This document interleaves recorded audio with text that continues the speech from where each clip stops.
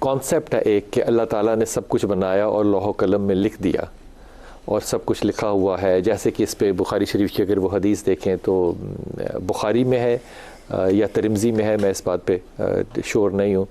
اللہ تعالیٰ جو ہے وہ ماں کے رحم میں فرشتہ بٹھا دیتا ہے, وہ 40 دن یا 120 دن, پھر اس کے بعد وہ لکھتا ہے. تو اگر یہ سب کچھ لکھا ہوا ہے تو پھر ہم دعا کیوں کرتے ہیں؟ دعا کی اہمیت پھر کیا رہ جاتی ہے؟ بسم اللہ الرحمن الرحیم. اللہم صلی وسلم وبارک علی سیدنا و مولانا محمد وبارک وسلم وصلی علیہ. دیکھیں, اللہ رب العالمین نے جب انسان کو تخلیق فرمایا, جیسا کہ ابھی آپ نے یہ فرمایا کہ اللہ تعالیٰ اس کا مقدر لکھ دیتا ہے. جی. اب اسے کیا پتا کہ اس کے مقدر میں یہی لکھا ہو کہ دعا کرے گا تو ملے گا. ہاں. اگر اس نے دعا نہیں کی تو اس کو نہیں ملے گا. اگر اللہ تعالیٰ نے ایسا لکھا ہے اس کے حوالے سے تو پھر اس کو دعا کی وجہ سے ہی ملے گا. اور پھر یہ بھی عرض ہے کہ بعض تقدیریں ایسی ہوتی ہیں کہ جو ٹل نہیں سکتی. اٹل ہیں. موت کا وقت ہے, پیدا ہونے کا وقت جی ہے. پیدا ہونے کا وقت ہے. اسی طرح اور چیزیں ہیں وہ اٹل ہیں, ان کو بدلا نہیں جا سکتا. لیکن کچھ چیزیں ایسی ہیں کہ جن کو اللہ تعالیٰ نے معلق فرما دیا ہے کسی چیز کے ساتھ. مثلا ایک انسان کے بارے میں یہ لکھا کہ یہ ماں باپ کی خدمت کرے گا تو اس کی عمر اتنی ہوگی, یہ ماں باپ کی خدمت نہیں کرے گا تو اس کی عمر اتنی ہوگی. ٹھیک ہے, یہ ہمیں کیسے علم ہوا کہ یہ لکھا ہوا ہے؟ اصل میں تقدیر کا مسئلہ ایسا ہے کہ اس کے بارے میں بہت زیادہ غور و فکر کرنے سے بھی منع کیا گیا ہے کہ حضرات شیخین حضرت ابوبکر صدیق رضی اللہ عنہ اور حضرت عمر بن خطاب رضی اللہ عنہ, آپ کو بھی منع فرمایا گیا کہ زیادہ اس کے اندر غور و فکر نہ کرو, عمل کرو.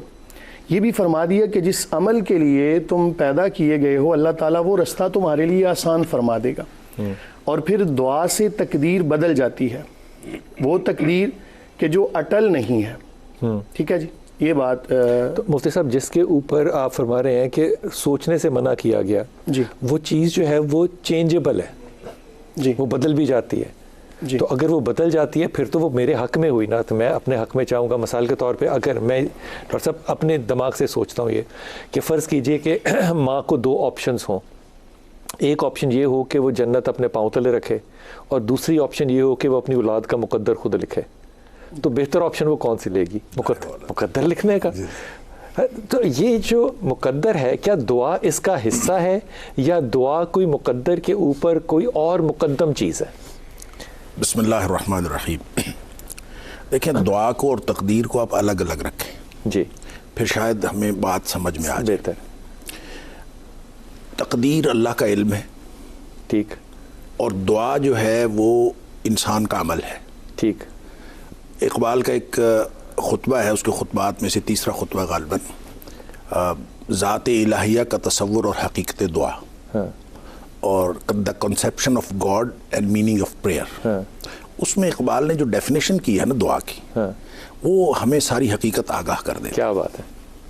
اقبال ڈیفینیشن یہ کرتے ہیں کہ دعا انفرادی ہو یا اجتماعی, دعا انفرادی ہو یا اجتماعی, انسانی ضمیر کی نہایت درجہ پوشیدہ آرزوؤں کی ترجمان ہے. کیا بات ہے یار, کیا بات ہے. نہایت درجہ آرزوؤں کی ترجمان ہے کہ کائنات کے ہولناک سکوت میں وہ اپنی پکار کا جواب سن سکے. واہ واہ واہ واہ واہ.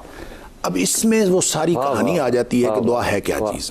اقبال بھی اس سے خوش ہوا ہوگا. سبحان اللہ. کیا بات ہے, کیا بات ہے. وہ یہ کہتا ہے کہ اس سے ایک برتر ہستی کا ادراک ہوتا ہے. ہائے ہائے ہائے.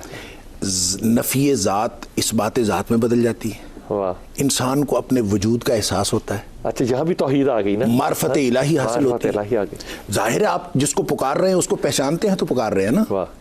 اور پھر کائنات کا ہولناک سکوت اس لیے کہا کہ یہ سارا شور اصل میں سکوت ہے. ہماری پکار تو سننے والا کوئی نہیں ہے نا, ہماری پکار سننے والا وہ ہے.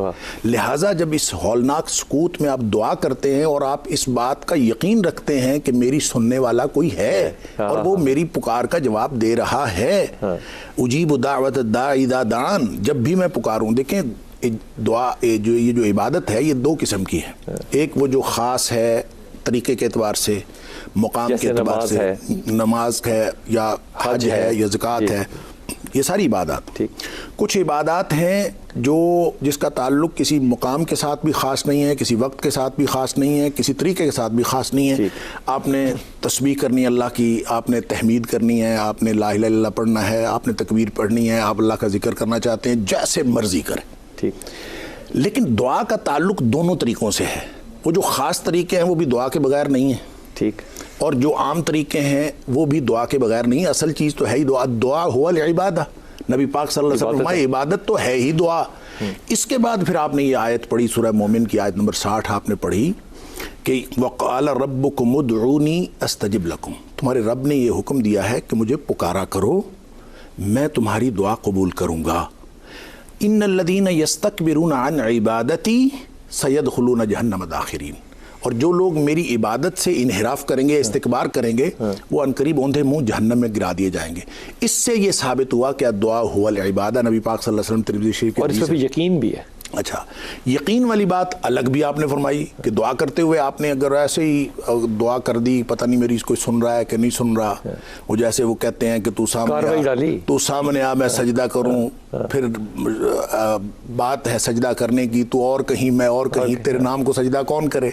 تو ہم نے جب یہ سمجھ رکھا ہے کہ پتہ نہیں کس سے دعا، ہواؤں میں ہماری دعائیں تحلیل ہو رہی ہیں.